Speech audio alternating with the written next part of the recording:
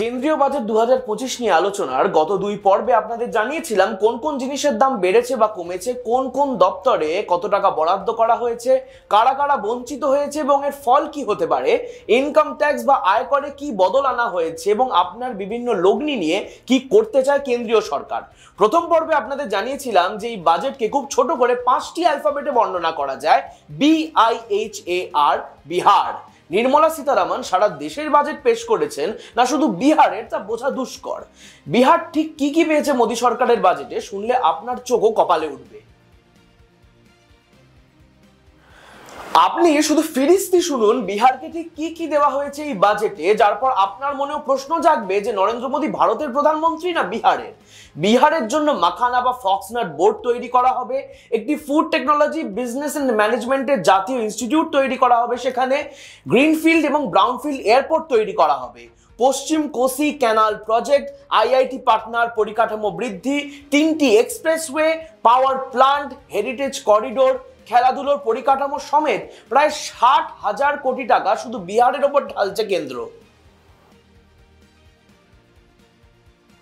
অন্যদিকে আমার আপনার রাজ্য বাংলাকে কি দেওয়া হয়েছে? কার্যত শূন্য। দেশের সব মেট্রো প্রকল্পে সম্মিলিতভাবে 31,239 কোটি টাকা বরাদ্দ করা হলেও বাংলাকে এখানেও বঞ্চিত করা হয়েছে। যেমন ধরুন, নিউ গড়িয়া এয়ারপোর্ট মেট্রোর বরাদ্দ এক ধাক্কায় 53.5% কমিয়ে আগের বছরের 1,550 কোটি থেকে 720 কোটি টাকা করা হয়েছে। ইস্ট ওয়েস্ট মেট্রোতে আগের বছরের মতো এই বছরও 500 কোটি টাকাই বরাদ্দ করা হয়েছে, কোনো বৃদ্ধি ঘটেনি। Satyajit Ray film and television ইনস্টিটিউটের বাজেট 54 কোটি থেকে কমিয়ে 52.45 কোটি করা হয়েছে। ভ্যারিয়েবল এনার্জি সাইক্লোট্রন সেন্টারের বাজেট 20 কোটি টাকা কমানো হয়েছে। ন্যাশনাল ইনস্টিটিউট অফ হোমিওপ্যাথির বাজেটও 15 কোটি থেকে কমিয়ে মাত্র 6.6 কোটি টাকা করা হয়েছে। আর বাংলার গর্ব বেঙ্গল কেমিক্যালকে অপমানজনকভাবে মাত্র 1 লক্ষ টাকা ভিক্ষে দেওয়া হয়েছে। একই সঙ্গে যেসব প্রকল্পের খাতে এখনো রাজ্য সরকার কেন্দ্রের থেকে প্রায় 80,000 কোটি টাকা পায়, সেই 100 দিনের কাজ, আবাস যোজনা, গ্রামীণ সড়ক যোজনা নিয়ে কোনো বিশেষ ঘোষণাই করা হয়নি বাজেটে।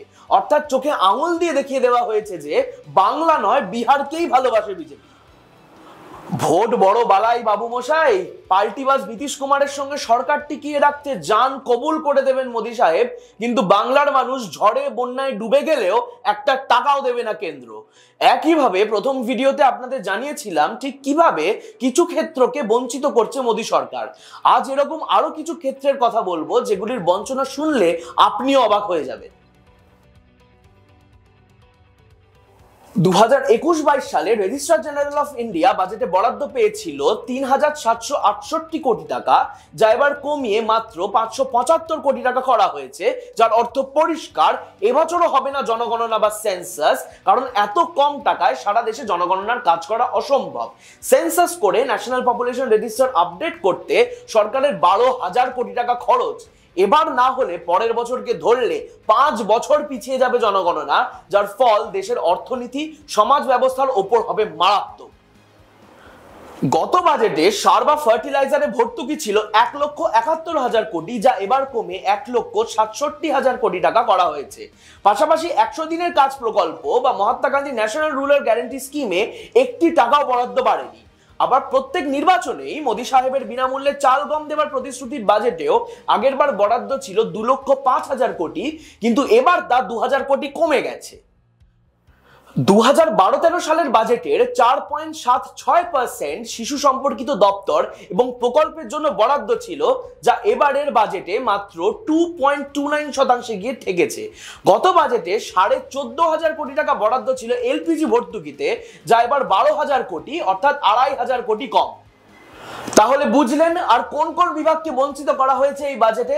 কেন্দ্রীয় বাজেটের আরো খুঁটিনাটি জানতে, কিসের দাম বাড়লো কমলো, দপ্তর ভিত্তিক বরাদ্দ, আয়কর কি হলো, আপনার লগ্নির কি ভবিষ্যৎ জানতে দেখুন আমাদের আগের 2 ভিডিও। সঙ্গে থাকুন, দেখতে থাকুন নিউজ নাও।